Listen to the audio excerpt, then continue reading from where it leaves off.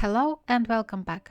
In this video, let's talk about what if we want to give this cell some name. For example, we have such chart where we can see designation, sales quantity, price for this one type of product and total sales USD. And what if we need to give a name to a special range of cells? For example, for not typing all the time the formula like this, for calculating total sales C3 multiplied on D3, what if in this case we will put some extra name to this range? For this, we have to select required range. After that, go to formulas, define name, name it. Let's name it sales.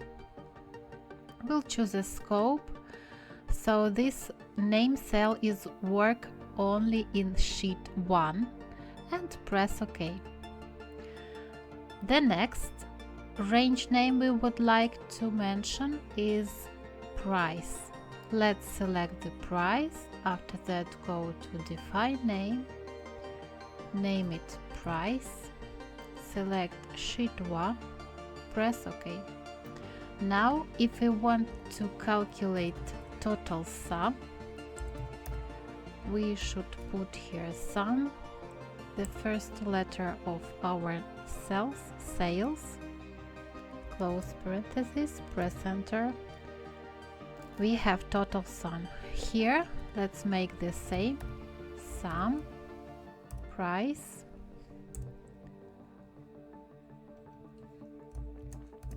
press enter. Now here, if you want to calculate total sales, we can just simply put such formula, sales multiplied on price, and press enter. And all the data will be calculated automatically.